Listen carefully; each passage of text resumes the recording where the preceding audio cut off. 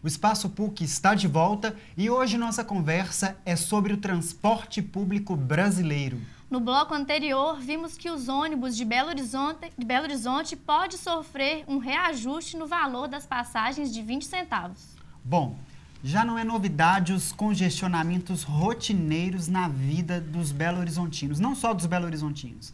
E falando em congestionamentos, nos últimos 10 anos, de acordo com o Denatran, Departamento Nacional de Trânsito, a nossa frota está na casa dos 2 milhões.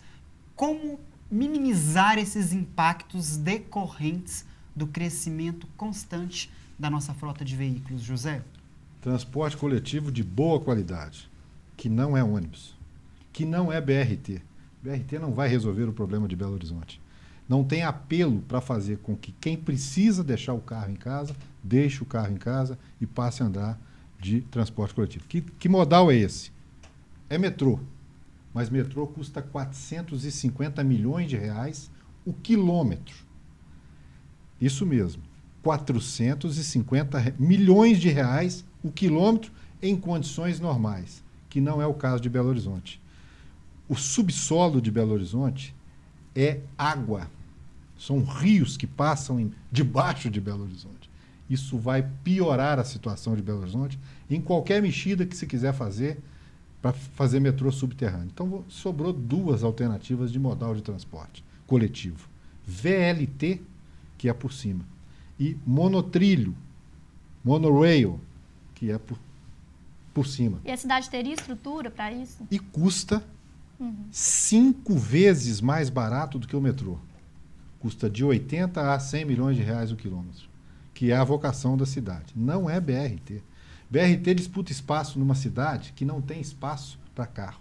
E nós temos, ele falou de IPEA, o IPEA mostra para nós que a cadeia produtiva da indústria automobilística representa 23% do PIB nacional e 14% da mão de obra economicamente ativa.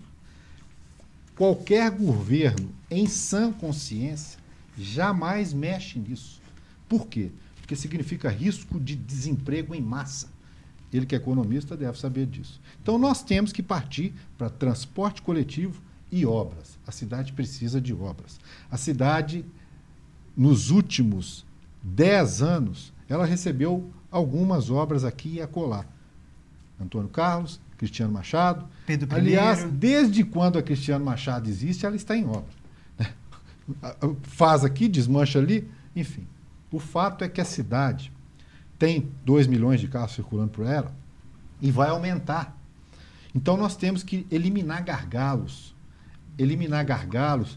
Nós temos mais de 100 pontos onde a cidade trava. A cidade tinha que ter vias expressas para quê? Para que o carro que não precisasse passar aqui, poluir e ocupar lugar das ciclovias, estivesse passando lá na via expressa, como é em qualquer lugar do mundo.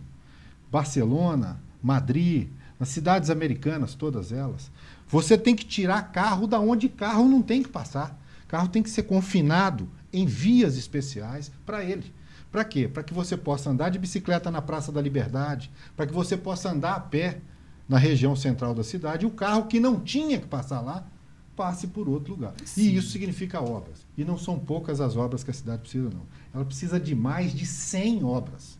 Viadutos, túneis, trincheiras, passarelas, para tirar carro de onde carro não deveria estar passando. Você disse que discorda da informação dele? Na verdade, assim, a gente tem que colocar as coisas no seu devido lugar. Eu concordo que tem que ter uma inversão radical de prioridades na política de mobilidade urbana. O transporte público ele tem que ser prioridade absoluta, porque ele não está sendo. Existe um programa na prefeitura que chama Corta Caminho, que já destina, é investimento, pega do BNDES, mas já destina R$1 bilhão por ano. Esse ano é R$1 bilhão para a obra viária. E obra viária não resolve, entendeu? Essa é a minha discordância. Não adianta você ampliar o espaço para carro, você solucionar gargalos, etc. Você tem os exemplos principalmente nos Estados Unidos, isso não funciona. O carro, a melhor metáfora para ele é que ele é que nem um gás. Ele vai ocupar todo o espaço disponível que tiver. Não adianta você resolver gargalo, entendeu? O que se tem que resolver é acabar com essa mentalidade fordista do século XX, do começo do século XX, e acabar com o carro como objeto rei da economia, como objeto rei do capitalismo. Entendeu? Investir no transporte público, não não cobrando. E na mentalidade das pessoas, entendeu? Você tem que, tipo assim, você tem que inverter essa coisa de que brasileiro já nasce querendo carro, etc. Tipo assim, você tem que mudar a relação das pessoas com o espaço urbano, com o cotidiano delas, e entender que o carro já se você pegar livros, por exemplo, Apocalipse Motorizado, você vai ver que o carro, ele já matou mais, tipo assim, por ano ele Do mesmo jeito que ele salva. não, mas ele mata mais gente do que, tipo assim, a bomba atômica. Morre mais gente por causa da poluição. 45 mil pessoas morrem no Brasil. Pois é, morre mais gente por causa da poluição né? causada pelo carro do que, por exemplo, enfim, de AIDS, de câncer no Brasil. E isso é um problema de saúde pública, é uma violência. Tipo assim, grande parte da juventude brasileira morre por causa de acidente de carro. Não adianta você abrir espaço para carro, tem que ter uma política de restrição. E aí alguém vai ter que ter coragem de ter já que... está tendo, né?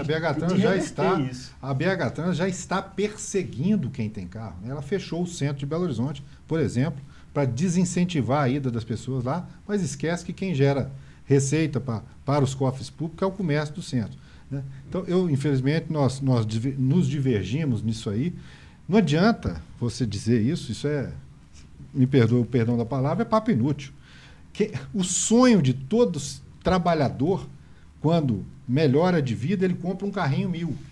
Quando ele melhora um pouquinho mais, ele compra um 1.6 e o sonho dele é aumentar. O brasileiro é apaixonado por carro. É apaixonado por carro, mas não é por acaso, não. É porque na telinha da Globo, os filmes e tudo que passa lá é o modelo americano, que o Brasil escolheu.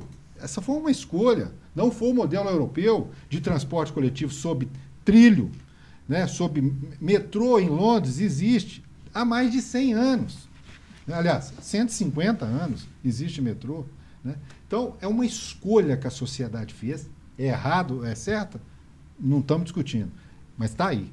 Né? E para a cidade ter fluição, para que a gente possa sair da PUC aqui, e ao invés de ficar parado ali na esquina da Via Expressa, meia hora, morrendo de raiva dentro dos carros, ali tem que ter um viaduto.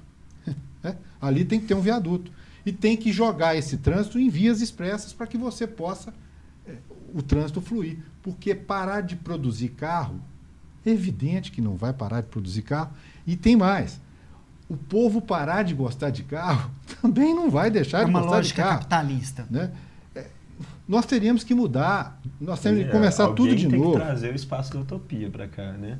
O espaço da construção do novo. É isso que os movimentos sociais vêm trazer, é isso que as manifestações das ruas vêm trazer. Não adianta ser pragmático. Uma mudança na mentalidade, na educação. Qual é o impacto da tarifa zero na vida do cidadão? Estou vendo você aí com a camisa da tarifa zero, né, em prol de uma luta, de um movimento. Como que você define a atuação das pessoas que acreditam no tarifa zero?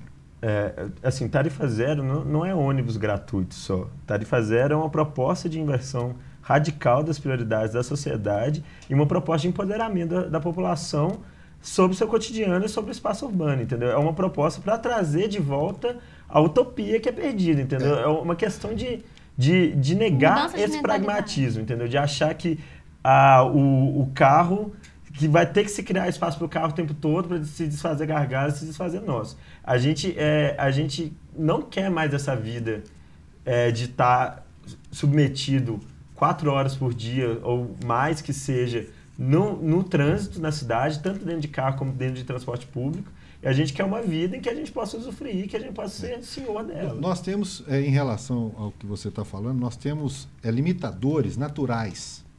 Né? O Plano de Mobilidade Urbana de Belo Horizonte, o PLAMOB, foi copiado, foi importado da Colômbia, de Bogotá especialmente. Né? Só que tem um detalhe. Bogotá está a 2.700 metros de altitude no altiplano andino e é uma cidade retinha.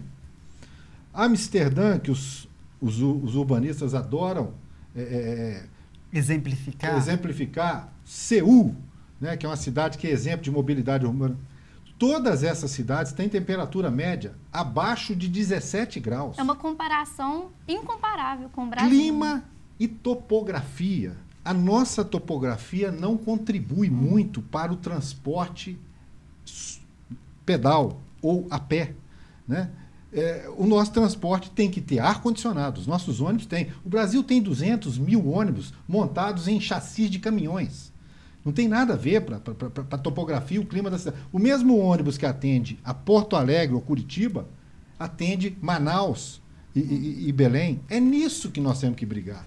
Melhoria na qualidade e que ele não seja para dar lucro, que ele se autossustente, que é o que eles querem. Tarifa zero significa isso. É que ele se autossustente e não precise dar lucro para empresas. Seja um serviço público. Um serviço, né? como é a saúde, a educação, enfim. Para finalizar, fazer previsões sobre o futuro é algo improvável, sabemos. Mas o que você espera e acredita para o futuro da nossa mobilidade, André? Assim, o colapso já está aí. Todo dia o colapso se reafirma e se intensifica. Então, assim, ou as pessoas tomam para si o futuro da mobilidade e encampam as campanhas por um transporte público, gratuito, de qualidade, uma campanha pela reapropriação do espaço urbano, ou então a gente vai continuar nesse caos que a gente está. Essas são as suas palavras?